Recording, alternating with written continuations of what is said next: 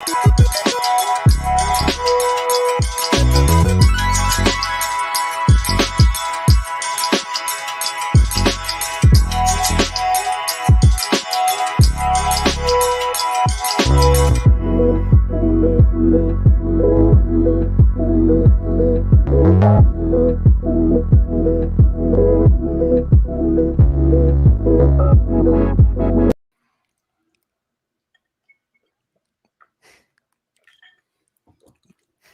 just going to let that one sit there with Matt Waldman. It's all right. It's halftime. You got to get all our halftime business in, including hanging out with us here on the Audible. Yes, friends, it is Thursday night, and we've got a great game. We're in mid-season form with the Chargers and the Chiefs. We're going to talk about week 2 adjustments, and with our continuing series of hanging out with some of the other great hosts here on the Footballguys shows. Got Jordan McNamara with us, but first, Matt Waldman, let's get a little game update. Well, you caught me drinking some soup, and that's good probably soup. part of the I had problem. Butternut squash soup tonight. What kind of soup did you have? I've got vegetable pho. Oh, did you make it, or did you go get it? No, I had takeout. You said you want to host a show before we went on the air. You need a cooking show. That's what you need. Yeah. Well, that might be fun, but unfortunately, I'm not watching tonight's game. Okay, well, let me jump in. So let me carry the ball here, and this is good because probably actually. And look, the topic here is week 2 adjustments. Okay. And one of the first things that you should take away watching this game out there, folks, is the Chiefs' offense looked unstoppable. They were facing the Cardinals. By the way, the Raiders get the Cardinals this weekend, in case you're wondering when you set your lineups. The Chargers' offense looked pretty good. The Raiders actually faced them. And, well, we can see that the Chiefs' defense also, what they did to the Cardinals, they didn't quite totally smother the Chargers' offense. But what we saw tonight so far, and Jordan, can I toss it to you for thoughts on the game? Have you been watching the game? Yeah, I mean, I sat down a few minutes ago and just kind of caught up on it. Okay, good. Well, let me get everyone caught up. Yeah, I'm not trying to leave you guys out here like it's the dream where like you're in front of the class, and you don't have your clothes on. And I know whatever place Matt Waldman got that pho is the place to go. I'm sure. Just because I still get those snow pea shoots. Listen, your cat just walked by, so your cat knows. You just said fun. The cat came out. That's my cat used to come out when pass rushers were sacking people. So Justin Herbert's looking good without Keenan Allen out there. It's Mike Williams. And by the way, in case you forgot, Mike Williams is good, really good at football. Who cares? Week 1, whatever, put it behind us. And we know that Mike Williams is only going to get this kind of target load when Keenan Allen is out. But we know he has that ability. He's earning his $20 million. He is a $20 million receiver. You can see that tonight, getting a catch down at the 1. And otherwise, really putting this offense on his shoulders is we're seeing not a lot of room for Austin Eckler to run. Unfortunately, Sony Michel in at the goal line, getting the goal line carry. What's up with that? Then the one pass we do get to Austin Eckler, blown up by Willie Gay, who's all over it. And look, Austin Eckler's he's fine. He's a main cog in a good offense. So I think we're going to be coming out of this game, unless things change in the second half, with a lot of buy low Austin Eckler takes. Josh Palmer, a lot of people excited to get him in their lineup. A couple of catches, about 10-yard catches, each of them, but not exactly lighting it up. DeAndre Carter, Gerald Everett actually had a good open field move. The one touchdown going to the fullback, Xander Horvath. I think already has 2 touchdowns. On the Chiefs side, actually the first 2 drives, the Chargers put the clamps on them. And then the Chiefs come out and they run a little tempo, and you see Mahomes doing Mahomes things, including a long throw downfield to Mecole Hardman, although there was another third down where they tried to go to Hardman, and he got smothered on an end around. Clyde Edwards-Helaire came out running all right, and he is slowed down. You see more Isaiah Pacheco early in this game than we saw last week. Jerick McKinnon at the goal line gets the touchdown reception. Travis Kelce looking good. But I think the takeaway here is the Chargers defense is good. Chiefs defense is good. I think those are good statements to make, especially in look at what the Chiefs have done to amp up their defensive line. Carlos Dunlap is a perfect player to consider as a veteran addition who can clean up on pressure. Chris Jones is going to generate pressure. That's not a question. But if he doesn't get the sack, then Carlos Dunlap is good enough to get a lot of cleanup sacks. He may not be the primary pass rusher you want that people hoped he would someday become, that he never did, to the level that they hoped, but he can be a cleanup guy. And then when you look at this Chiefs backfield, I mean, I want to see what Jordan thinks about this too, but it's like one of the things that I mentioned this week is I kind of wanted to say, hold the phone on the Chiefs being like Clyde Edwards-Helaire heading this committee, and that's it. Because what we know about them historically is that when Andy Reid is open to low draft capital running backs, whether it was Spencer Ware, Charkandrick West, Damian Williams, also ran type of players who've moved in, Jerick McKinnon, guys who are no longer like high-end free agents.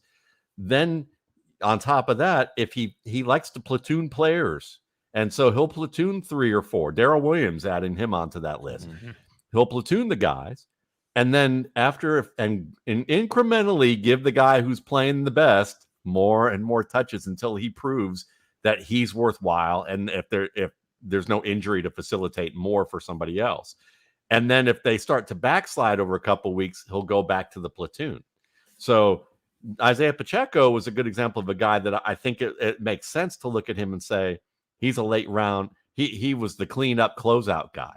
But we could also say the logic is that if the Chiefs get well ahead, will he stay the closeout guy? And he had early game touches last week, even if they weren't a lot. So, and he might be the back talent-wise, that he's the rawest of the 3 that we see, but he has the most traits that combine the best of both the players that complement each other. McKinnon as the pass protector and receiver and fast runner, and Edwards-Helaire, who has very good decision-making skills, some contact balance, and good route running receiving skills. And, if Pacheco shows that he's assignment worthy and trustworthy to acclimate to this, he could start to work his way up that ladder, or it could be McKinnon, or could, so I don't think it's over yet. I think obviously Edwards-Helaire is the incumbent, but I wouldn't be surprised if Edwards-Helaire is just what he is, and we see Pacheco continue to get more carries this week, next week. It might be time to preemptively add that dude if you hadn't already done it. Yeah, we're joined by Jordan McNamara, co-host Riding Shotgun with Chad Parsons, who was on last week, Tuesday nights, Dynasty show. You can follow him, McNamara Dynasty, Analytics of Dynasty, if you don't know his work from there. My fellow upstate New York brother. Let's just talk Chiefs Chargers first. And I guess jumping in from the Dynasty perspective, but we're at that point when Dynasty and redraft kind of merge. If you're not managing your Dynasty team like it's a redraft team right now, with the exception of you're rebuilding, you're just trying to cultivate some stuff to sell off and continue to rebuild. So give me some arrows, give me some inflection points, whether it be from the results tonight, because what we're going to get is this recalibration, right? People might have been really excited to have Juju Smith-Schuster. Now, what do they have? Well, we'll see in the second half. People might have been not as excited to have Mike Williams. Now you get that return. Austin Eckler, maybe it's a time to get out, and so on. Chiefs, Chargers, Dynasty takes, go. I think the big thing for me, the quarterbacks in Superflex obviously are top 3 picks, but I think the thing for me that was most concerning in week 1, maybe across all of the league, was how Eckler was used, and we see that again tonight. And I think when you look at that, it's a little bit jarring to see the extent to which these guys in the form of Josh Kelly and Sony Michel are playing.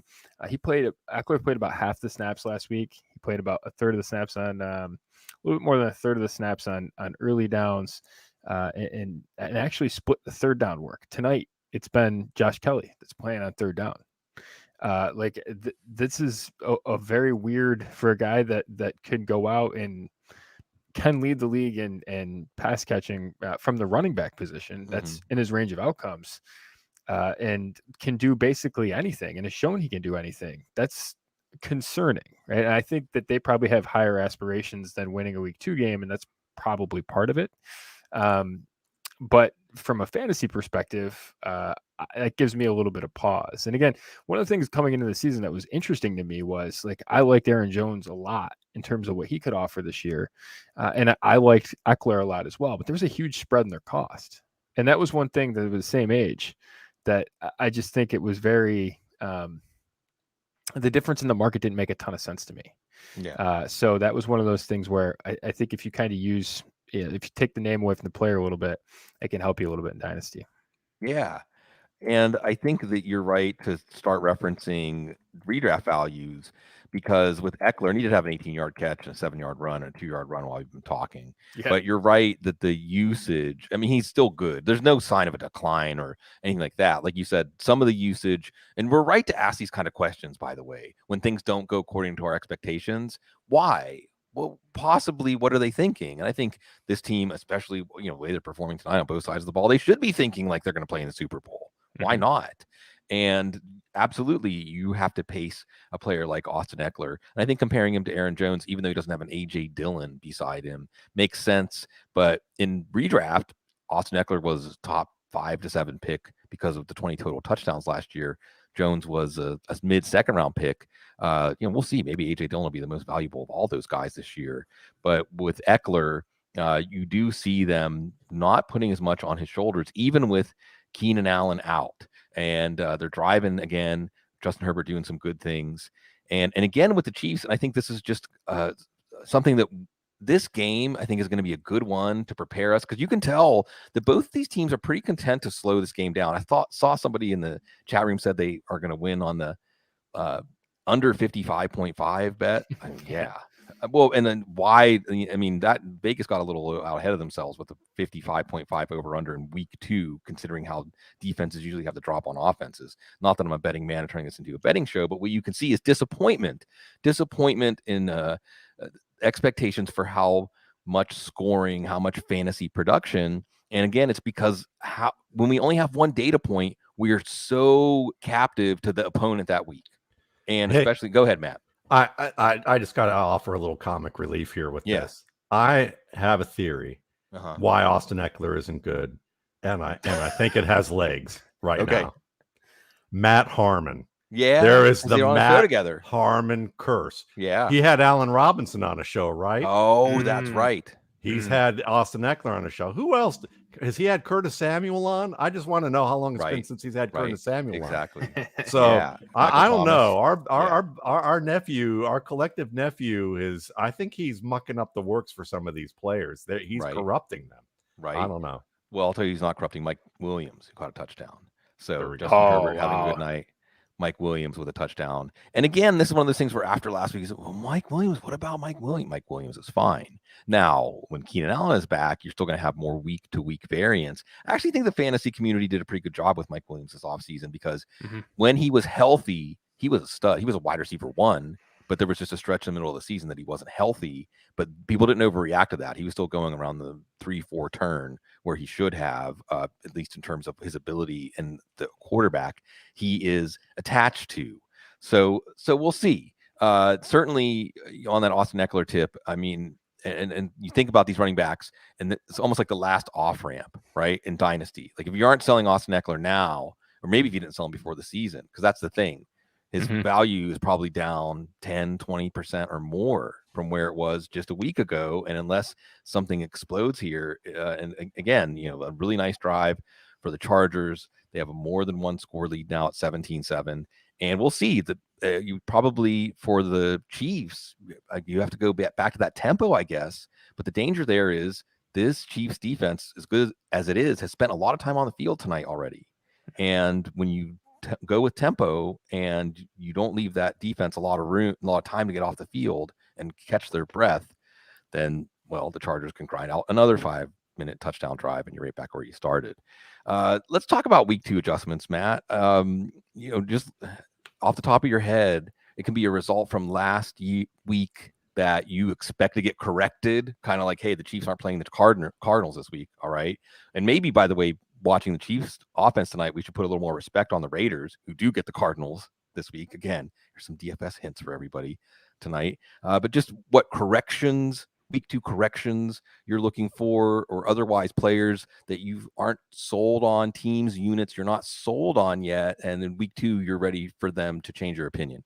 Well, I think one correction is going to be Hunter Renfrow and the Raiders. I'm all in on that offense, and I believe that Bryce Callahan did a really good job out of the nickel, who's a veteran corner with the Broncos, who moved over to the Chargers, covering Renfrow one-on-one, and the way that they scheme that defense.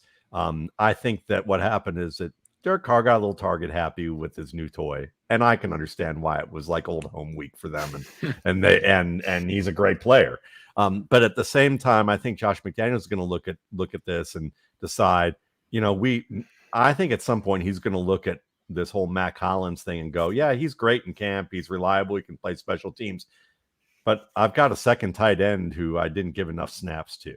Maybe we can run the ball a little more. Maybe we can do a little bit more with the mix and match of the offense being multiple, but that may also need to come with time and familiarity. Just because Derek Carr is good at pre-snap information doesn't mean that the rest of his team and him are on the same page with a new offense. So it might take a couple weeks for them to start to implement some things that they haven't done yet. So that, I think that's a little bit on that side. I think that, Justin Jefferson's great.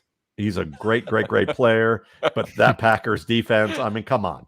That Packers defense, when Preston Smith was a great defensive end at Mississippi State and then got put in an outside linebacker by Washington Commanders, and he's basically a guy you want rushing the passer as an outside guy. You don't want him covering a wide receiver. Yeah. And when you can find matchups like that or ways to pass off Justin Jefferson into empty space and just say, we're going to pass you off. Oh, maybe I shouldn't have passed you off. Yeah. Or maybe the guy I thought was, but there was a lot of that. There was like 2 routes I think Justin Jefferson ran that were man-to-man routes, and they were excellent, but that's the only 2 they had. So I don't expect them to have 184-yard days on a weekly basis. That would definitely be another correction that I think is important to matter.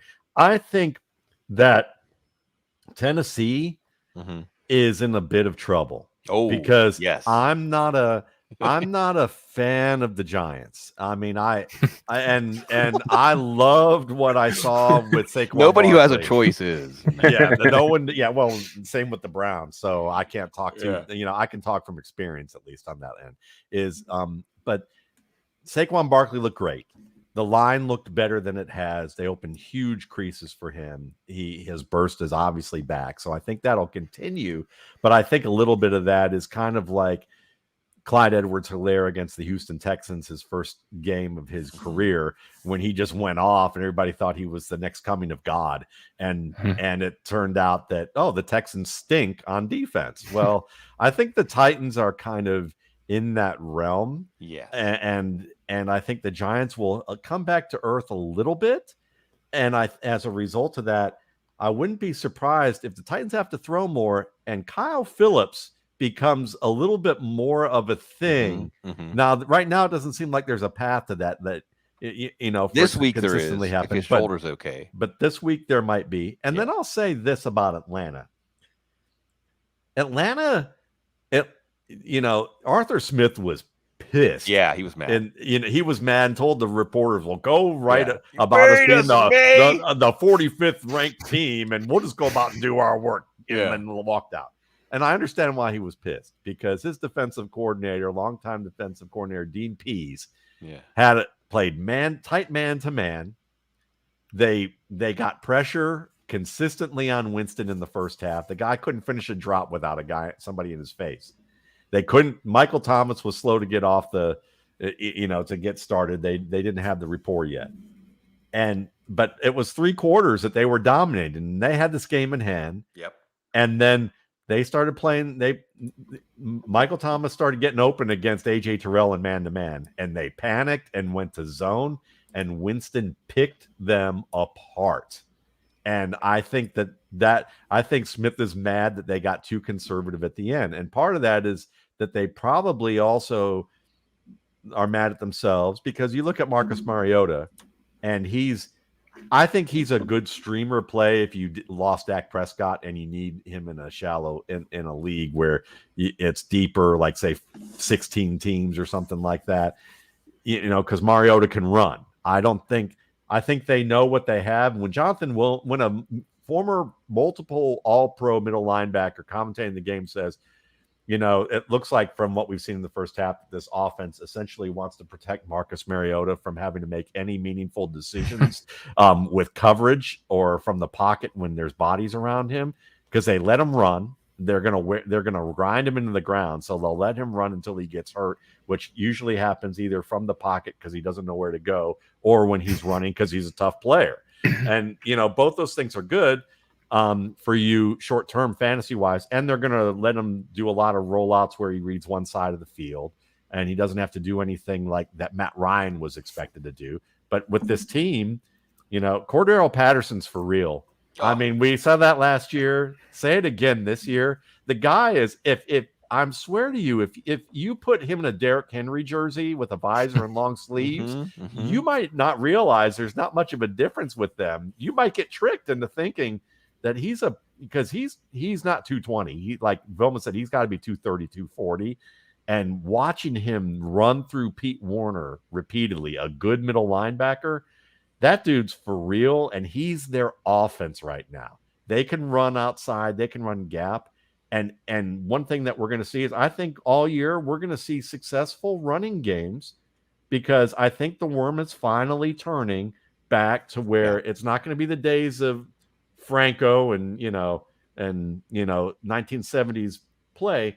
But what you are seeing is with these drop 8, with these nickel linebackers, with these dime safeties playing linebacker, pretending to be linebacker, dressing up as one on Halloween, when that happens, they suddenly, instead of zone being like the thing for zone running being the thing, every team's running gap plays now. It used to be, well, why don't you run gap plays in the NFL? Well, because linemen are too big and too strong and too fast, and they can't. Well, now they're not too big and too strong, but the offensive linemen still are, and they're just saying, okay, you're gonna put that shrimp up in the box right here. We're just gonna mow you over with our guards and our tight ends or whoever we want to pull. We're gonna run toss. We're gonna run power. We're gonna run counter. Every team was running that to a high number of snaps compared to what I've seen, and they were successful because every team is playing nickel and dime,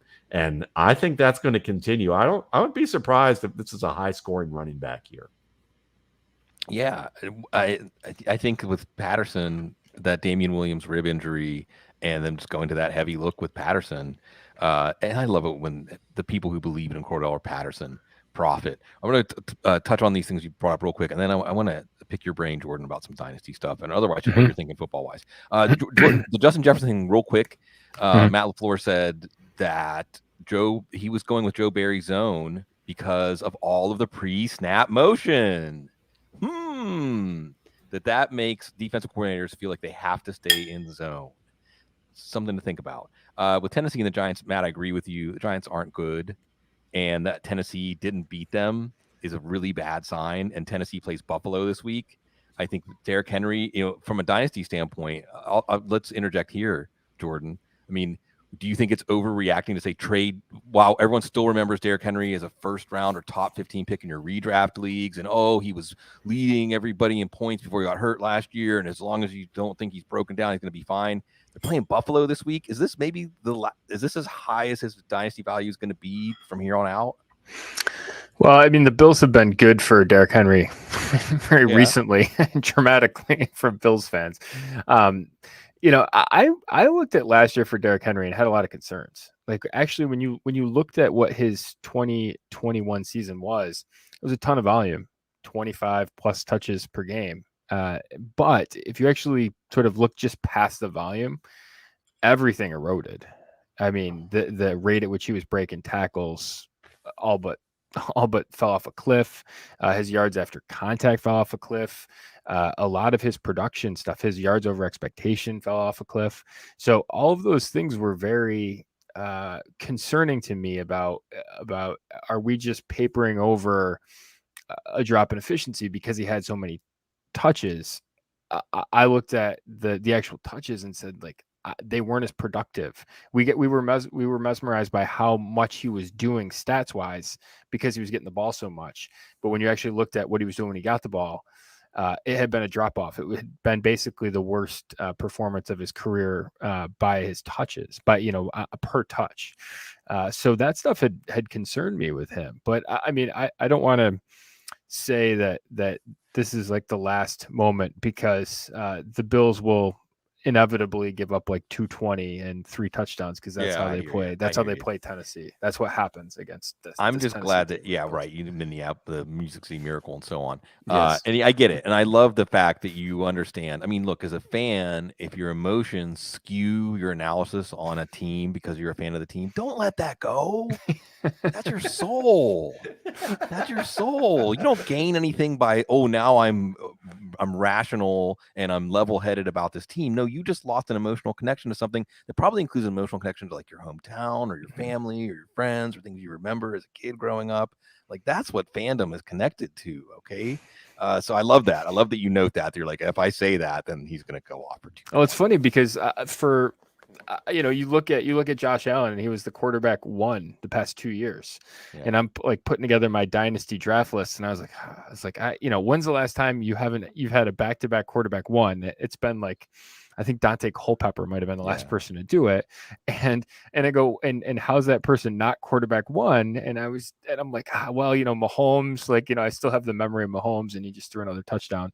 And I can't get too excited about Josh Allen because I'm going to be let down. So it has come back to, it's funny. Those biases are something we constantly have to fight. Well, if it's good enough for Adam Harstead, who talked about recently this week that there's just some players, as rational as Adam is about everything, he's the first one to say there's just some players that I'm just going to eat the value on them. I'm going to keep them in dynasty for as long as they last if I have them, because I'm a fan of them and I just don't care. It's worth it to me that way. So I think it's at that point, I think that translates to, if you think the guy's in the top 3 and you want to give him that extra bump because you're a fan, who's going to blame you for that? I was guarding against it. Against it and leaving Mahomes up there just as a protective device. Right. Yeah. Well, see, we're all Rust Belt fans. You notice that theme that Rust Belt fans all have, that I can't do it. We've been hurt. The minute I put it out there, the window's going to slam down. Right. Yeah. Right. Nah. But it's good. It's good to identify those things. I always say, as a neurotic Steelers fan, I was hyper aware of the offensive line, and I think that's going to actually bear out as a problem. We'll see about Mitchell Trubisky. So yeah, by the way, the Chargers kind of intercept Mahomes twice, but neither of them end up counting. And then Mahomes drives him down the field, a 21-yard catch and run by Clyde Edwards-Helaire. But the finisher was a 41-yarder. Justin Watson, he's back. Everybody had a good summer. And another thing we're still doing in week 2, by the way, is connecting back up with some of those preseason summer narratives to see which ones might bear fruit. And Justin Watson had a terrific summer. Remember, he's highly athletic, was coming out of Penn Quakers. I know Jason Wood will like that. Was a player that we saw maybe eventually inheriting a pretty big role for Tampa Bay. It didn't quite work out. Tampa had just a terrible run. Tyler Johnson's with Houston now. A terrible run of guys that we thought, okay, there might be something here. Scotty Miller, maybe, but that's not working out. Meanwhile, they don't have any healthy receivers for this weekend against New Orleans, by the way. And Justin Watson with a big play, complicating things. Again, a lot of people are going to be reassessing what Juju Smith-Schuster is worth after tonight. And if you add another mouth to feed in this offense, another player that Mahomes can distribute the ball to, but it makes for good TV and it makes for a good game. The last thing I want to mention here before I tee up Jordan for a few more dynasty takes, Matt, they're already selling 2610 t-shirts down here, by the way. They're already being sold. Really? So yeah. And did you see that Matt Ryan's ball that went to the Hall of Fame has the number 283 on it? They're having big fun. They're having big fun with that because he passed 60,000 passing yards. They're having big fun with that down here in New Orleans. I just always give my nod to my New Orleans roots here, or new roots, very new roots. I was just thinking of Emery Hunt when I almost commented today because Emery's a New Orleans guy, and he was showing on Twitter highlights of Ironhead Hayward, and I just laughed. And I said, you New Orleans people, you guys crack me up. You want a real running back, William Andrews. That's who we were talking about today. I still remember Ironhead Hayward in the rain. I don't remember who it was against, but I was a big Pitt Panthers fan growing up too. Anyway, Atlanta did have those 4 sacks in the first 35 minutes against the New Orleans line. I wonder if this New Orleans Tampa Bay game this weekend is going to be a lot of defense. a lot of defense and not a lot of offense. We shall see. Jordan, let me ask you this. Mm-hmm. Dynasty waiver wire. Who is a player that folks coulda, shoulda, hopefully did pick up on the Dynasty waiver wire this week after what we saw in week 1?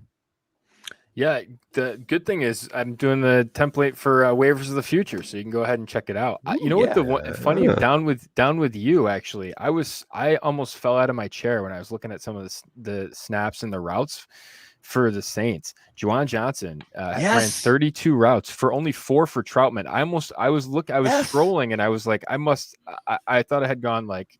I thought it flipped upside down on me. I was like, there's no way that that's actually true. And I did a triple take, and lo and behold, it was. So that's a name that I thought was really interesting. The other one, like if you're playing, and I play a lot of tight end premium leagues just because it makes that position more interesting. Yeah. But Tyler Conklin as well, like 5-1 over Uzama in terms of routes and work there. And Johnny Munt playing ahead of Irv Smith in Minnesota. I was like, this is just the craziest tight end week in terms of just surprise narrative stories out there.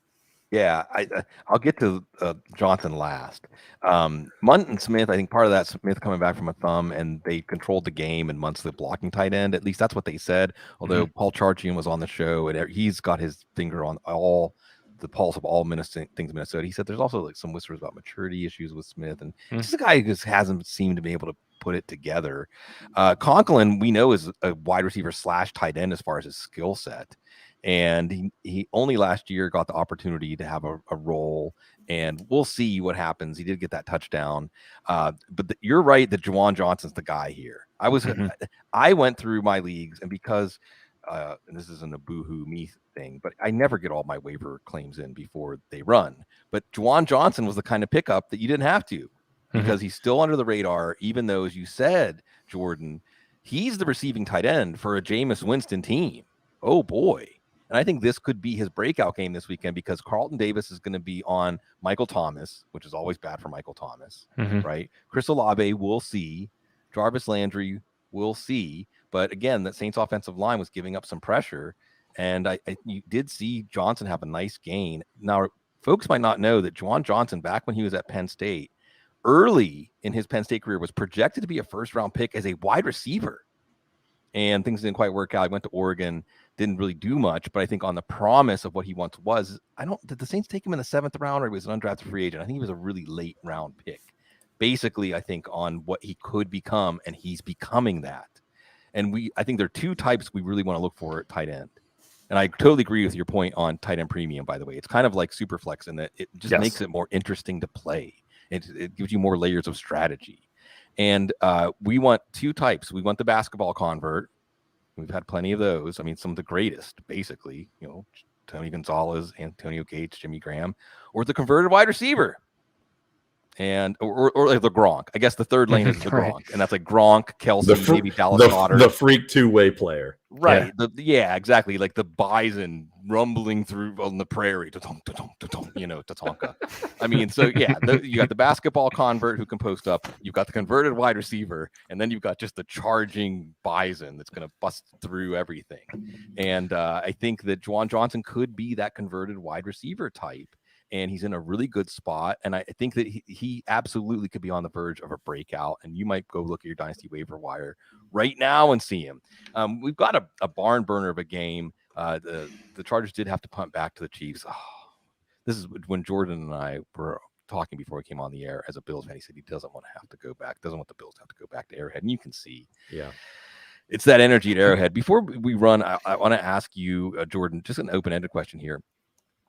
What from week 1 surprised you the most? What from week 1 made you go back to the drawing board? It can be something that just went counter to what you expected. It can be something that you just felt like, well, nobody could have seen that coming. But something that really made you you went back to your dynasty rankings, because we're not supposed to really change our dynasty rankings that dramatically after 1 week, but something that surprised you and maybe made you want to change ranking on a player.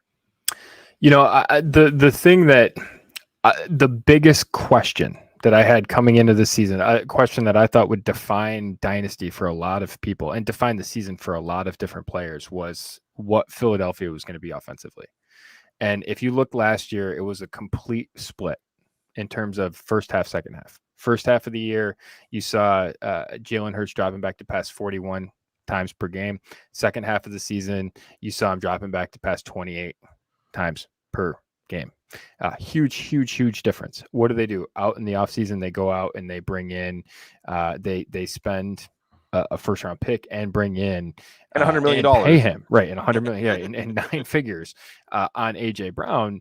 And it was one of those things where I was like, okay, assumption of rational coaching, that means you're going to throw the ball more, right? You're going to use him. But I couldn't get all the way there. And I had a vested interest in them throwing a lot more because I'm a big fan of Dallas Goedert. And I've always thought that Dallas Goedert, if they throw the ball a lot more, has a very similar profile to pre-2021 Mark Andrews. Their profiles, Dallas Goedert was right there with George Kittle leading the league in yards per route run last year, for example. So if he gets the actual opportunity to play in an offense that's going to drop back to throw 40 times a game, he has a really elite opportunity. And to see them come out and actually do that, Jalen Hurts dropped back to pass 42 times, 2/3 of their plays were designed passes. That ranks in the top half of the league. And it was like a really pass happy week. So all those things are super good. That boosts AJ Brown up for me. That boosts Goddard up for me in terms of that can actually happen. And I think Jalen Hurts is really interesting because we're in a spot where a team that I don't think is going to make the mistake of, right? You basically have two avenues to be a Super Bowl contender, right? You need a quarterback to really outperform his value on a rookie deal, or you need someone that's transcendent on a second deal, right? I mean, that's basically because you can't get, this is kind of the middle ground of the NFL. You can't pay a guy that needs a lot of supporting cast. You can't pay him like a franchise quarterback because then you can't afford the supporting cast, right? We've seen this with guys like Goff and Wentz, and those second contracts that end up turning bad. It's because they're not capable of overcoming how much they're paid, right? And how that limits the rest of the team. So Jalen Hurts, you have a quarterback who plays, depending on how you want to measure it, average to above average in terms of what he can offer his team. And on a rookie deal, that's enormous. But if that's what he's going to be for the rest, and he's being paid $45 million a year, that they can't afford an offense that features a very good offensive line, AJ Brown and Dallas Goedert, right? There's limitations on the money there. So I think with him going forward about how they're going to use him, it's such a fascinating question because they're a team that I don't think is going to take the bait like other teams do. This is actually a team that would say, you know what, we used up his value on his rookie deal and we're not going to, the way the Washington, they weren't named that, the Commanders, the prior iterations of the Commanders let Cousins walk. I think that's a really interesting plot line that's going to play out probably over multiple years. But we're seeing right now him get a true shot at a high volume passing game. And I think it can be really lucrative. I think he has quarterback 1 in his range of outcomes. Oh yeah. And because if you look last year, this, it was interesting because I kept seeing people saying hey, look, the Trey Lance model is the Jalen Hurts model. And I actually thought that was not right, because if you actually looked at when Jalen Hurts was running a lot, he scored worse than when he was passing a lot, right? Because actually having your hands on the ball is what allows you to score points. So when a team's actually running the ball more at the expense of your opportunity to throw it, you're actually scoring less points, which is what happened to Jalen Hurts last year. So the fact that they're actually allowing him to throw, even if it's maybe not necessarily he's not necessarily the best passer, the fact that they're doing that, that they're doing it at a high rate early on in the season. And I think they ran a 50% play action rate, which is the highest in the league this week. And they actually didn't even do super well on it either. So I think they're setting up things for him to be super effective over the course of the season that I think it's going to be a really interesting story to watch with a lot of fantasy implications. It's going to be exciting. I'll say this. If you were to make a list of the top, say, 3 or 5 coaches that I trust to be rational good old rational coaching. Nick Sirianni is absolutely on that list. And that's exactly what you described, Jordan, is that last year they came out pass heavy. It was not working. And they did a 180 in their offensive identity and became more of a running team, a power running team. And some of this is, again, why, hey, these are the luxuries of having a good offensive line, even though they had some injuries last year on that line. But they did it, and they did it successfully. And I think that shows me that Nick Sirianni is going to look at what he's got and say, well, how do I get the most out of this? And if it doesn't work, he's going to say, well, let's try something else and trust his players to implement something.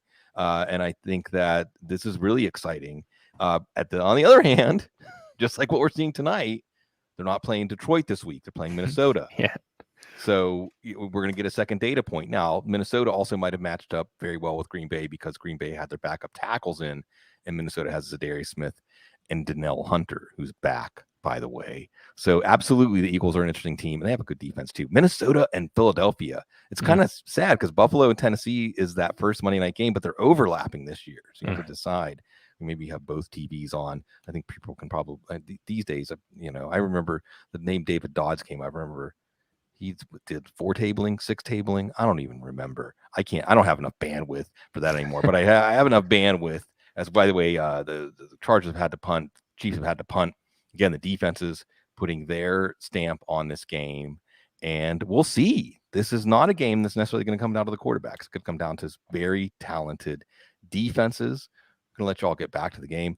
And again, Tuesday nights, Dynasty Show, Jordan and Chad. Not the last time you're going to be seeing Jordan and Chad on the show. Matt Waldman, Matt, RSP at Matt Waldman. What's your favorite Kansas City jazz musician, Matt? Well, it's probably a tie. Charlie Parker and Count Basie. Yeah. Count Basie's New Jersey, really. But he was made famous there. So we'll say Bird. Sound. It's got to be Bird. Yeah. Kansas City. And this is going to be extremely entertaining. It's always entertaining, folks, to get to hang out with you again, 9:30 Eastern, Thursday nights. Matt Waldman, myself, and all the best the Football Guys has to offer among the hosts of all of our other great shows. Subscribe on YouTube. Get notifications. We're going to be hanging out with you. We're going to help you get through your day, get through your week, get through your month, your year, your life, because you help us do that. Because you're the best, folks, and you're so very classy.